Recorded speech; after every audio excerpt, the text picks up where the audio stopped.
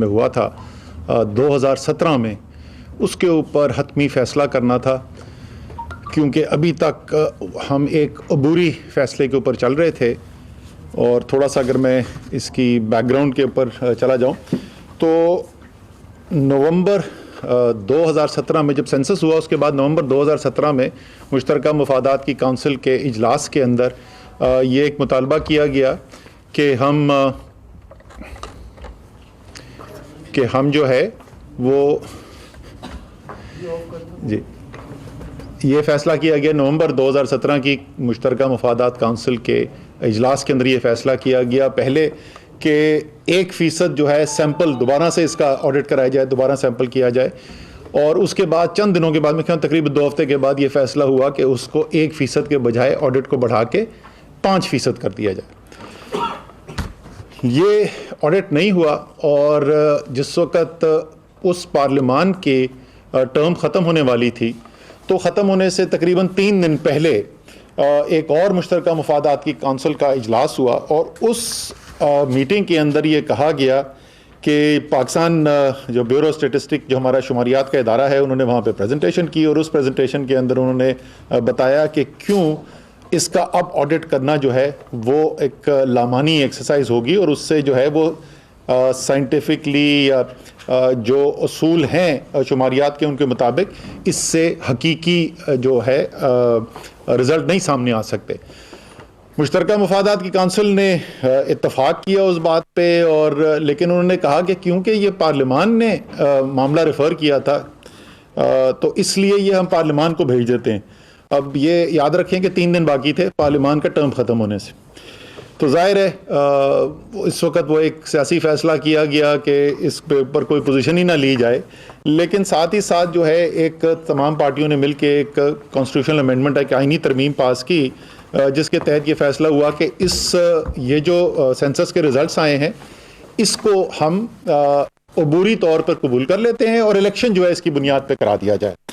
और डिलिमिटेशन उसी की बुनियाद पे हुई थी, इलेक्शन उसके ऊपर हो गए। उसके बाद इसके ऊपर बड़ी मुशावरत चलती रही, बहुत सारे सूबों के इसके ऊपर सवाल भी थे, एतराज़ात भी उठाए गए थे। तो हम चाहते थे कि एक अच्छे तरीके से एक सैर हासिल इसके ऊपर बहस भी हो और जो एतराज़ात हैं उनको गौर से देखा भी जाए। फिर इसके ऊपर काबीना की एक कमेटी भी बना दी गई और उस काबीना की कमेटी ने भी अपनी सिफारिशात मुरतब की। अब बात दोहराने की ज़रूरी ये है कि हमें ज़रूरत क्या है इसके ऊपर, ये सेंसस की ज़रूरत क्या होती है। अगर हम आज ना करते फ़ैसला तो उससे क्या फ़र्क पड़ता था, मुल्क को, आवाम की ज़िंदगी में क्या फ़र्क पड़ता है। एक तो ये सेंसस बनता है बुनियाद इलेक्शंस की, और जो लेटेस्ट सेंसस है उसकी बुनियाद के ऊपर डिलिमिटेड हल्का बंदी की जाती है और उसी की बुनियाद के ऊपर फिर इलेक्शन कराए जाते हैं। और जैसे मैंने कहा कि 2018 का जो इलेक्शन था वो एक ख़ास आइनी तरमीम के ज़रिए एक दफ़ा की एग्जाम्शन दी गई थी। बाई इलेक्शन उसके तहत हो सकते हैं पुराने, लेकिन लोकल गवर्नमेंट के, मुकामी हुकूमत के जो इलेक्शन होने हैं, जो कोर्ट का इस वक्त बड़ा इसके ऊपर इंटरेस्ट भी है, दिलचस्पी है, और वो हेयरिंग भी चल रही है, शायद परसों भी उसकी हेयरिंग है। तो कोर्ट्स भी बार बार ये पूछ रहे थे कि ये इसके ऊपर हतमी फ़ैसला कब होगा सेंसस के ऊपर, ताकि उसकी बुनियाद के ऊपर इलेक्शन कराए जा सके। और जाहिर है अगर ये इस वक्त इसके ऊपर हतमी फ़ैसला ना हो, 2023 के इलेक्शन से पहले इसके ऊपर हतमी फ़ैसला हम ये ना करें कि ये हमें कबूल है, तो वो जो एक दफ़ा की आइनी तरमीम थी, वो तो आइनी तरमीम एक दफ़ा ख़त्म हो चुकी है। तो इसका मतलब आप चले जाएंगे 1998 के आखिरी सेंसस के ऊपर, और इलेक्शन जो है अगला उस बुनियाद पे होगा, जिसका मतलब ये होगा कि तीनों सूबे, जो छोटे सूबे हैं, उनकी नुमाइंदगी असम्बली के अंदर कम हो जाएगी और पंजाब की नुमाइंदगी बढ़ जाएगी। इसी तरीके से जो हमारे वसाइल हैं उनका जो बंटवारा होता है सूबों के अंदर, वो भी, उसकी बुनियाद भी जो है वो आबादी एक बड़ा उसका अंसर होता है, जिसकी बुनियाद के ऊपर वो बंटवारा किया जाता है। और ज़ाहिर है अगर हम पुराने उसके सेंसस के ऊपर चले जाएंगे तो क्योंकि आबादी कम हो जाती है छोटे सूबों की, तो जिस तरीके से असम्बलियों के अंदर, कौमी असम्बली के अंदर उनकी जो रिप्रेजेंटेशन है, उनकी नुमाइंदगी जो है वो कम हो जाती है, इसी तरीके से उनको जो वसाइल मिलने वो भी कम हो जाते हैं। और जाहिर है कि आपको जो मुल्क के लिए इतने 22 करोड़ से ज़्यादा का मुल्क है, इसके लिए आपने जो मनसूबाबंदी करनी है उसके लिए भी ये बहुत एक अहम हिस्सा रखता है कि आपकी आबादी कितनी है और मुल्क के किस हिस्से के अंदर है। तो इसलिए भी ये ज़रूरी होता है कि हम ये सेंसस को फाइनल किया जा सके। आज जो हमारे जो मुश्तरका मुफादात काउंसिल के सामने जब ये गया तो दो ही उसके अंदर राय हो सकती थी, और वो मैं आपको बताता हूँ क्यों मैं कह रहा हूँ दो राय हो सकती थी। क्योंकि ये ज़्यादातर लोग इस बात से इत्तफाक करते हैं कि बहुत सारे सवालिया निशान हैं 2017 में जो रेफरेंडम कराया गया, और वो सेंसस करवाया गया, नॉट रेफरेंडम, सेंसस करवाया गया, लेकिन और वो दुरुस्त हों या ना हों, जब मुल्क के कई हिस्सों से इसके ऊपर सवाल उठाए जा रहे हों तो जाहिर है मुल्क की यकजहती के लिए ये कोई अच्छी चीज़ नहीं है। ये एक ऐसी चीज़ है जिसके ऊपर इत्तफाक राय होना चाहिए। अवाम को, चाहे वो मुल्क के किसी भी हिस्से के हों, उनको एतमाद होना चाहिए कि ये जो मरदमशुमारी की गई है, ये मरदमशुमारी हकाइक जो है पाकिस्तान के और मेरे इलाके की जो नुमाइंदगी है वो मुझे हकाइक की बुनियाद के ऊपर मिल रही है। तो अगर मुल्क के कई इलाकों से सवालिया निशान खड़े हो जाएँ तो वो कोई अच्छी सूरत हाल नहीं है। साथ ही साथ 2017 में ये PBS जो है मुश्तरका मुफादात की काउंसिल को बता चुकी है कि ये अब ऑडिट वाला करने का कोई तरीका नहीं है, तो या आप इसको मंजूर करेंगे या इसको मुस्तरद करेंगे। अगर हम इन दोनों में से कोई काम नहीं करते तो हम नया सेंसस नहीं करवा सकते। पुराना जो है काबिल कबूल नहीं है। जब तक या इसको मंजूर करें या मुस्तरद करें, दोनों में से एक काम जब तक हम ना कर दें तो हम आगे नहीं बढ़ सकते। और अगर मुस्तरद कर देते हैं तो जैसे मैंने कहा कि हम 1998 पे वापस चले जाते हैं, और उसके मैं पहले मुज़मरात आपको बता चुका हूं कि उससे छोटे सूबों को क्या नुकसानात होते हैं। ज़ाहिर है पाकिस्तान की कौमी यकजहती के लिए वो एक अच्छी चीज़ नहीं है।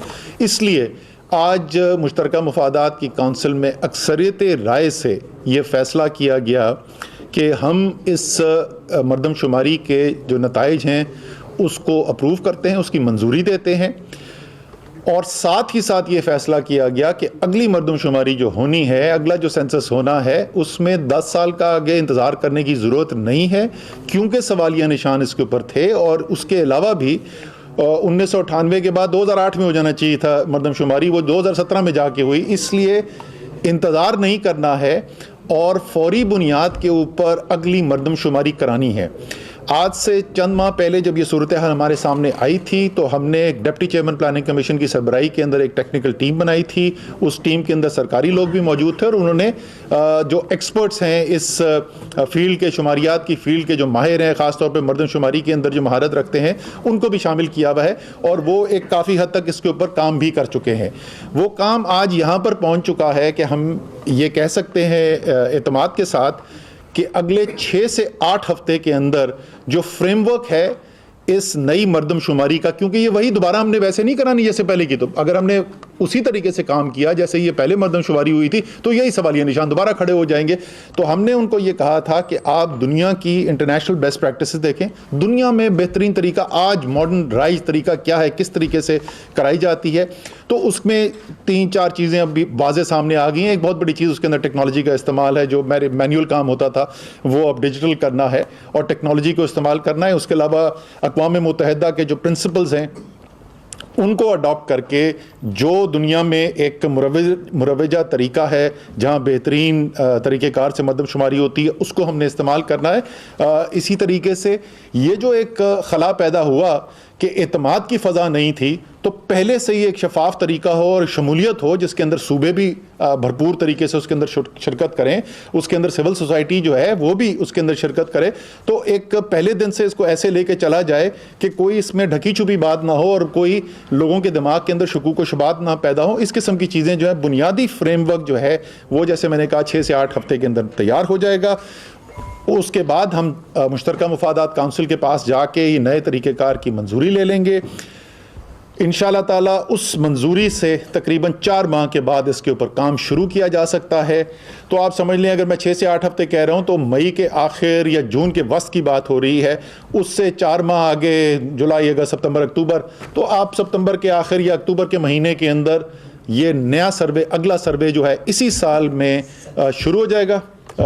सेंसस शुरू हो जाएगा और ये 18 महीने का प्रोसेस जो है वो फिर 2023 का जो पहले 6 माह हैं उसके अंदर जाके मुकम्मल होगा। मार्च अप्रैल मई के महीने के तक वो मुकम्मल हो जाएगा और 2023 के मेरे ख्याल में शायद अक्टूबर नवंबर के अंदर इलेक्शन बनेंगे, अगले इलेक्शन जो बनते हैं, तो उससे पहले टाइम होगा कि हल्काबंदी भी की जा सकती है इस नए सेंसस की बुनियाद के ऊपर, इस नई मरदमशुमारी की बुनियाद के ऊपर। जैसे मैंने कहा कि जो वोटिंग है वो वोटिंग कराई गई, इसके ऊपर अक्सरियत राय से फैसला हुआ। 7 मेंबर जो हैं, वफाक के तमाम मेंबर्स जो थे वो, और बलूचिस्तान, पंजाब और खैबर पख्तूनख्वा के वज़राए आला ने इसके हक़ में, इस मंजूरी के हक़ में वोट दिया, और सिंध के वज़ीर आला ने इसके ख़िलाफ़ वोट दिया। इससे पहले कि मैं इसके ऊपर अपनी कोई बात करूं कि मेरे ख़्याल में उन्होंने जो ये बात की उसकी क्या वजह बनती है, मैं चाहता हूं पहले सेक्रेटरी प्लानिंग से मैं रिक्वेस्ट करूंगा कि सिर्फ ये ज़रा समझा दें, कौम को भी पता हो कि जिस वक्त राय शुमारी की जाती है, मरदमशुमारी की जाती है, तो उस मरदमशुमारी के अंदर सूबों का रोल क्या होता है, उन्होंने क्या रोल प्ले किया है। हामिद, आप इसके सामने आ जाए। शुक्रिया सर। सेंसस या मरदमशुमारी की जो बेस है वो सेंसस ब्लॉक है। सेंसस ब्लॉक बनाने के कानून में जो इससे रेलेवेंट जो गाइडलाइंस हैं उसमें तरीके हैं, उसकी कंडीशंस हैं कि 250 घर से ज़्यादा ना हो ताकि मैनेजेबल साइज़ हो, जोग्राफिकली वो कंटिगुअस हो, इस तरह की चीज़ें। सेंसस ब्लॉक जो बनाए जाते हैं वो फिर सूबों से उसके ऊपर उनकी राय भी ली जाती है। तो बोर्ड ऑफ रेवेन्यू जो है उनको इन्वॉल्व किया जाता है ताकि पटवारी जो लोकल एरिया के होते हैं वो उसको भी साथ दे सकें, इसके ऊपर वेरीफाई कर सकें। तो तमाम जब सेंसस ब्लॉक बनाए गए, तमाम सूबों में नीचे तक फील्ड तक वो ब्लॉक्स की वेरिफिकेशन हुई और वो वेरिफिकेशन हो के ब्लॉक्स मुकम्मल हुए और उस ब्लॉक्स पे ही सेंसस कैरी आउट किया गया। ब्लॉक से मुराद है वो इलाका जिसमें इनुमरेटर जाके वो घर घर जाके वो लिस्टिंग करता है। उसके बाद फिर ये सारा प्रोसेस में सूबे थ्रू आउट इन्वॉल्व रहे, जहाँ पे ऊपर टॉप पे प्रोविंशियल सेंसस कोऑर्डिनेशन कमेटी बनाई गई सारे सूबों में, जो चीफ सेक्रेटरी साहिबान हेड करते थे। उसमें प्रोविंशियल सेक्रेटरी साहिबान 5-6 सेक्रेटरी साहिबान, जिस पे लोकल गवर्नमेंट, रेवेन्यू के लोग, उनके ACS डेवलपमेंट या चेयरमैन डेवलपमेंट वो साथ शामिल होते थे। और उसमें फ़ौज पाकिस्तान की नुमाइंदगी भी थी उस कमेटी में, और PBS का जो प्रोविंशियल सेंसस कमिश्नर था वो उसका सेक्रेटरी ऑफ द कमेटी था। उसके बाद ये कमेटी के ज़िम्मे काफ़ी सारे काम थे जिसमें conduct of census and ensuring transparent conduct, ये सब उसमें शामिल है। उसके बाद ज़िले लेवल की कमेटीज़ हैं जो डिप्टी कमिश्नर या DCO हेड करते हैं, जिनका भी इसी तरह काम है कि उन्होंने इंतज़ामी उसके ऊपर ओवरसाइट भी रखनी है और इंश्योर करना है कि सेंसस ट्रांसपेरेंट हो और कोई घर अनकवर ना रह जाए। उससे नीचे AC साहिबान या SDM साहिबान की कमेटी थी जो तहसील लेवल पे बिल्कुल यही काम करती थी। और फिर काम मुकम्मल होने के बाद AC साहिबान ने सर्टिफिकेट ऑफ कंप्लीशन भी साइन करके दिए हैं, वो भी तकरीबन हर जगह से मौजूद है। फिर इस सारे के बाद डेटा फॉर्म्स की सूरत में प्रोविंशियल हेडकोार्टर से PBS के यहाँ हेडकोार्टर इस्लामाबाद लाया गया फ़ौज पाकिस्तान की निगरानी में, और यहाँ डेटा पंचिंग हुई यानी एंट्री हुई सिस्टम में, जिसको भी मॉनिटर करने के लिए सूबों ने ख़ुद हमारी रिक्वेस्ट पे प्रोविंशियल मिनिस्टर्स की सरबराही में टीम्स बनाई जिन्होंने इस डेटा एंट्री के ऊपर भी नज़र रखनी थी। इस तरह तमाम प्रोसेस जो है from the census block to data entry सूबे मुकम्मल तौर पे शामिल रहे। इससे जाहिर है कि ये जो भी रिज़ल्ट निकल के आए वो ठीक थे गलत थे, वो सूबाई हुकूमतों का उसके अंदर मुकम्मल शमूलियत थी इस सारे काम के अंदर, और वफाक ने और सूबों ने मिल के जो है ये तमाम सेंसस जो है उसको मुरतब किया। ज़मीन पे उन्होंने ही जाके सारी डेटा इकट्ठा किया, वहीं पे कलेक्ट हुआ और वहीं उन्हीं की सरबराही के अंदर, उन्हीं की निगरानी के अंदर ये तमाम चीज़ जो है मुरतब की गई। ना सूबे में और ना वफाक में उस वक़्त तहरीक इंसाफ की हुकूमत थी। सूबे में पीपल्स पार्टी की हुकूमत थी जैसे आज भी है, और वफाक के अंदर मुस्लिम लीग नून की हुकूमत थी। सो एक तो ये मैं दोहराना चाहता था कि ये काम जो किया गया ये उसी सूबाई हुकूमत की निगरानी के अंदर ये तमाम काम नीचे से ऊपर तक का हुआ है, जिसके ऊपर आज एक डिसेंटिंग वोट डाला गया।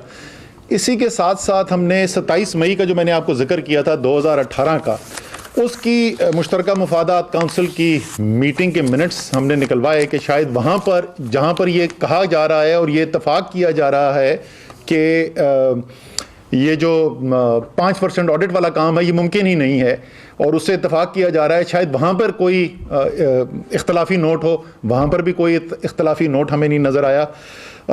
मैं अपील करना चाहता हूँ पाकिस्तान के तमाम अवाम से और तमाम सूबों के अवाम से, बशमूल सिंध के अवाम से।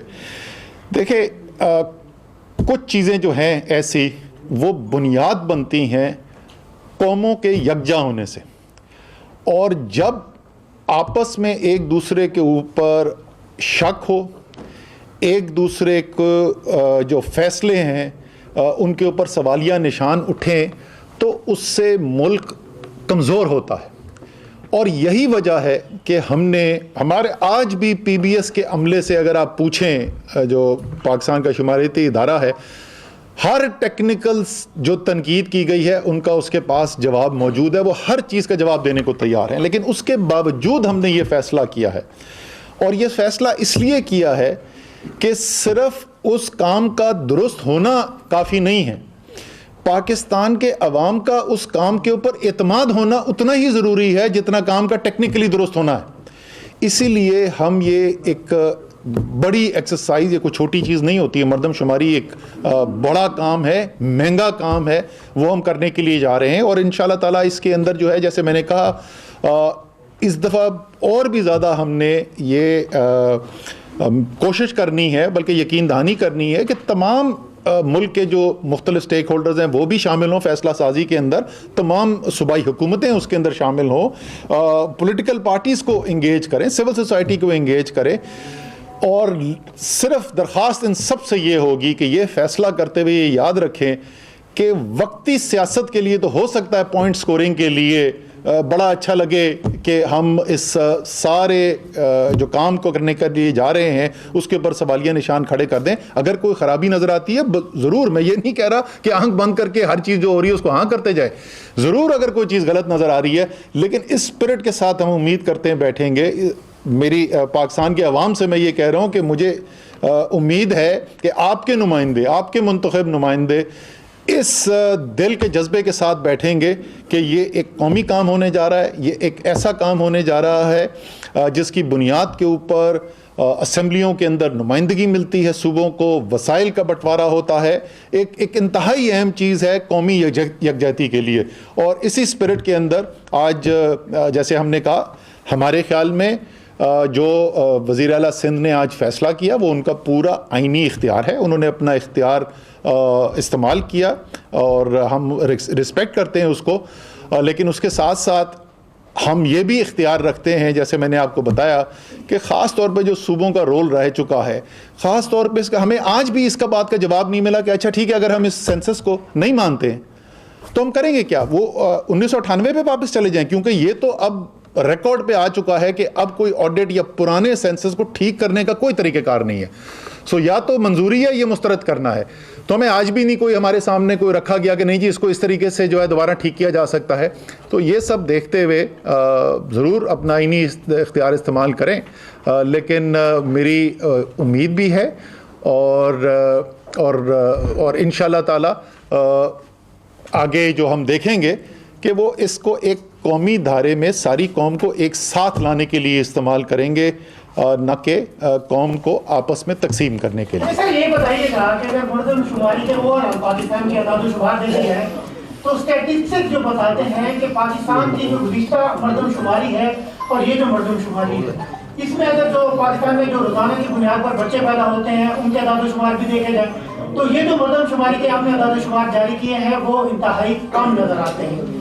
दूसरी जानिब हुकूमत ने या मरदमशुमारी करने वालों ने खुद सवालिया निशान खड़ा किया, लाहौर की आबादी ज्यादा बताई, कराची जो अवाम का समंदर है उसकी आबादी कम बताई।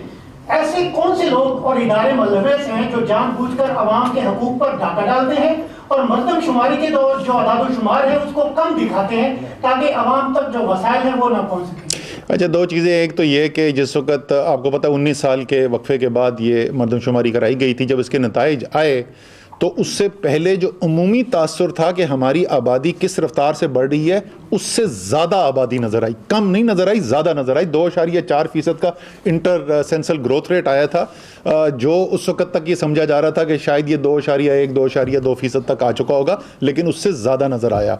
दूसरा, मेरी ज़्यादातर ज़िंदगी कराची में गुजरी है, मुझे इसमें कोई शक ही नहीं कि कराची के अवाम जो हैं उनके बहुत शदीद तहफ़्फ़ुज़ात हैं कि जो इसके अंदर सेंसस के अंदर रिज़ल्ट निकाला गया, ये सिर्फ कराची की वजह से फ़ैसला नहीं हुआ। फ़ैसला जो है बलूचिस्तान के अंदर भी और खैबर पख्तूनख्वा के अंदर भी इसके ऊपर सवाल थे, सिंध के अंदर भी सवाल थे। मैं आपको बता भी दूं, जो वफाकी काबीना की जो कमेटी बनाई गई थी उसको अली हैदर जैदी साहब जो है वो हेड कर रहे थे, वो ज़ाहिर है कराची से मुंतखब हैं। अमीनुल हक साहब जो हैं वो कराची से रिप्रेजेंटेड है। तहमीदा मिर्ज़ा जो बदीन से हमारी इलेक्टेड MNA है, हमारी ज़ुबैदा जलाल जो केच मन से वो इलेक्टेड हैं हमारी बलूचिस्तान से MNA, और नूरुल हक कादरी जो कि ज़म अज़ला जो हैं खैबर पख्तूनख्वा के वहाँ से ताल्लुक़ रखते हैं। ये तमाम लोग वहाँ पर बैठे थे। कराची की आबादी लाहौर से कम नहीं दिखाई गई है, कराची की आबादी लाहौर से ज़्यादा दिखाई गई है, लेकिन कराची वालों का मानना ये है कि ये आबादी जो दिखाई गई है इस मरदमशुमारी के अंदर, ये उस हकीकत को नहीं दिखाती जो वाकई में कराची की आबादी है। वही तो बोलो ना, सिर्फ कराची नहीं और भी इलाकों से सवालिया निशान थे। और मैं फिर दोहराऊंगा, सिर्फ टेक्निकली डेटा का दुरुस्त होना काफ़ी नहीं है, पाकिस्तान के अवाम का उस रिज़ल्ट के अंदर, उस नतीजे के अंदर एतमाद भी ज़रूरी है। मैं ये पूछना चाहता हूँ कि ये CCI के जो फैसले होते हैं आइन के मुताबिक, क्या वो अक्सरीती बुनियादों पर हो सकते हैं? पहली बात तो ये है। दूसरी बात ये है कि आपने क्या अपनी प्रेस कॉन्फ्रेंस में उस वक्त के इंचार्ज सेंसस चीफ स्टैटिस्टिशियन को क्लीन चिट नहीं दे दी है? अगर कोई चीजें हैं, कोई इशू हैं, तो उसको कटहरे में नहीं आना चाहिए था? सर, पहली बात का आपकी पहले सवाल का जवाब है जी, बिल्कुल मेजॉरिटी वोट से फैसला हो सकता है। दूसरा, आपके जो सवाल का बात है वो नहीं, मैं तो बहुत सारे लोग बैठे ना, दूसरे जी सेक्शन कोड कर दें। सेक्शन में मुझे जुबानी अजबर मुझे याद नहीं है, लेकिन इसके ऊपर किसी को एतराज़ नहीं था। तमाम लोग, जिस बशमूल सिंध के वज़ीर आला ने, जिन्होंने उसके नहीं, आप सर जी सुन लो ना, प्रेस कॉन्फ्रेंस हो रही है, अरे जब आप सुन लो, वहाँ पर यह भी लिखा हुआ है कि अगर जो कोई भी सूबा या वफाक अगर फैसले से इत्तफाक नहीं करता तो फिर उसका तरीक़ेकार क्या है? उसका तरीक़ेकार यह है कि वो 15 दिन के अंदर पार्लियामान को यह मामला जो है रेफर करेगा।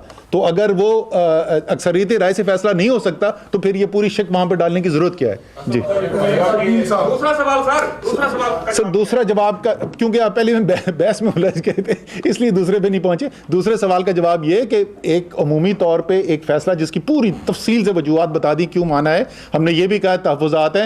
और जो दूसरा आप एक्शन कह रहे हैं, एडमिनिस्ट्रेटिव एक्शन अगर कोई बनता है तो उसका इससे कोई ताल्लुक नहीं है। जी शकील साहब समझ सर, ये बताइएगा कि फौज की निगरानी में ये मरदमशुमारी का सारा प्रोसेस कंप्लीट हुआ था, इसके बावजूद कौमी सतह पर इस पर इख्तिलाफ राय सामने आ गया, तो नई मरदमशुमारी फौज की सरबराही में नहीं कराई जाएगी, उनके ज़ेर इंतजाम ही, और इसको किस तरह इंश्योर किया जाएगा कि कराची में जहाँ सबसे ज़्यादा इस पर तहफ़्फ़ुज़ात सामने आए, वहाँ की पोलिटिकल पार्टीज़ को या वहाँ की जो लोग हैं उनको किस तरह इस्तेमाल में लिया जाएगा, और नए बजट में नई मरदमशुमारी के लिए फंड्स या बजट मख्सूस किया जाएगा, क्योंकि आपने एक स्केड्यूल जो है आपको बता दिया। जी, अच्छा, पहले तो आपकी आखिरी सवाल का जवाब बिल्कुल मस्बत है, हाँ में है। और अगले साल के अंदर बजट उन्होंने एस्टिमेट हमें कितना 23 बिलियन 23 अरब का टोटल एस्टिमेट था, लेकिन वो ज़ाहिर है 2 फिस्कल ईयर्स के अंदर डिवाइड हो जाएगा, 21-22 और 22-23 के अंदर। तो एग्जैक्टली अगले साल का कितना होगा पता चल जाएगा। लेकिन जाहिर है जब CCI का ये फैसला हो गया तो बजट के अंदर जो भी रकम की ज़रूरत है वो उसके अंदर मुख्तस की जाएगी।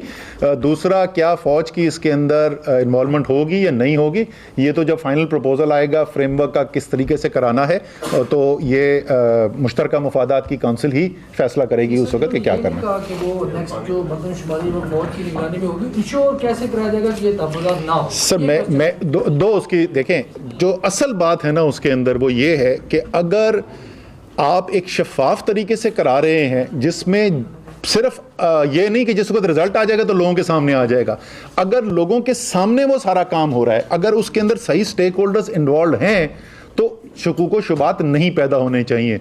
वो और बात है कि जो बराह रास्त इन्वॉल्व तो क्या थे जिन्होंने करवाया, बिकॉज सूबाई हुकूमतों ने कराया बुनियादी तौर पे ये मरदमशुमारी, वो अब उस पर सवाल उठा रहे हैं। वो एक अलग बात है कि एतराज़ करने को तो कोई भी कर सकता है, लेकिन हमारे ख्याल में जो पहले जो दायरा कार था उसको ज़्यादा वसी करने की ज़रूरत है ताकि ज़्यादा स्टेक होल्डर्स इसके अंदर इन्वॉल्व हो। छुपाने की तो कोई बात है नहीं। मैं फिर वही कहूँगा, ये उस किस्म की चीज़ है जिसके अंदर हमें जितनी भी कोशिश करनी पड़े एक से शफाफियत पैदा करने की वो करनी चाहिए, क्योंकि हमारी कौमी यकजहती इससे बराह रास्त मुंसलिक है। शिराजी साहब, ये एमक्यूएम पाकिस्तान का इस हवाले से क्या मौक़िफ़ है, क्योंकि सुप्रीम कोर्ट में भी एमक्यूएम पाकिस्तान का केस है और दिसंबर में हमने ये देखा कि पीपल्स पार्टी और एमक्यूएम इस मामले पर एक ही पेज पर थे जब वो दोनों अदालत में एक साथ गए थे। तो अभी क्या मौक़िफ़ रखती है कमेटी में एमक्यूएम पाकिस्तान कराची के हवाले से? देखें, जो एमक्यूएम पाकिस्तान के तहफ़्फ़ुज़ात हैं इस मरदमशुमारी के ऊपर, वो हमारे भी हैं। हम तो कह रहे हैं कि अच्छा अगर वो गलत है तो फिर करना क्या है। आप अगर ये चाहते हैं कि उसी मरदमशुमारी को कोई तरीक़ेकार हो जिससे 19-20 करके ठीक कर लिया जाए तो वो मुझे कोई बता दे।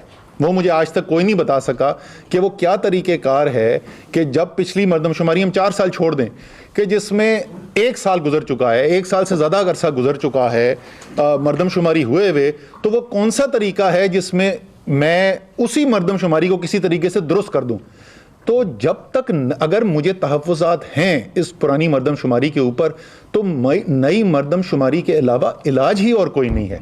जो उनका मुतालबा था, अगर आपको याद हो कि जब हम खड़े हुए थे भादराबाद में, जब मैं गया था, इनफैक्ट ये एक दफ़ा नहीं 2 दफ़ा भादराबाद के बजट्स में बात हो चुकी है। एक दफ़ा पहले जब मैं गया था और उसके बाद जब हम सेनेट के इलेक्शन के लिए गए थे, तो उनका मुतालबा ये था कि आप ऐलान करें कि अगले साल होगा। और मैंने कहा था कि अभी तक मेरे पास जो टेक्निकल कमेटी बनाई है उसका जवाब नहीं आया, जल्द से जल्द का फैसला कर लिया है। अगले साल हो सकता है या नहीं, ये मैं आपको अभी नहीं बता सकता। दूसरे उन्होंने कहा था कि अगर अगले साल होगा तो उसमें पैसे रखे जाएंगे बजट के अंदर। हमने कहा था जी बिल्कुल, अगर ये अगले साल हो सकता है तो उस अगर का अब जवाब आ गया है। जवाब मस्बत है।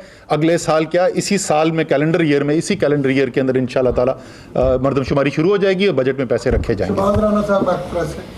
मिस्टर साहब, 2 चीज़ें। एक, आप बार बार कह रहे हैं कि सूबाई हुकूमतों ने ये मरदमशुमारी करवाई थी।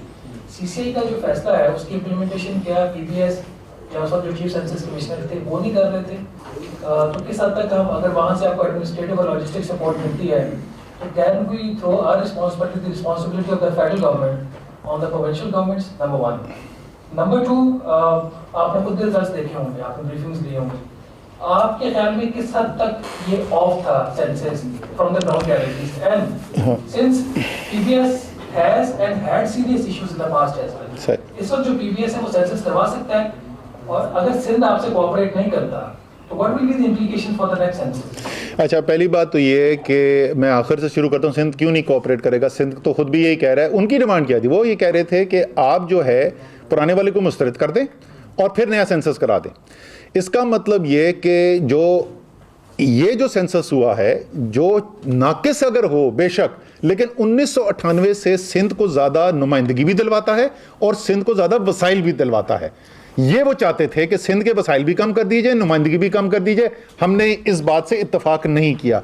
नया सेंसस तो वो भी मानते हैं कि करने की ज़रूरत है, वो कह रहे हैं बिल्कुल। इनफैक्ट आज उनकी जो रिकमेंडेशन थी वो सेंसस के बारे में ये थी कि आप कह रहे हैं 18 महीने में कर सकते हैं, तो 18 के बजाय इसको कोशिश करें 12 महीने में कर दें। तो पहली बात तो इस बात के ऊपर हमारा इख्तलाफ नहीं था कि नया सेंसस होना चाहिए नहीं होना चाहिए, सिर्फ इस पे था कि इसको मंजूर किया जाए, ये मुस्तरद कर दिया जाए।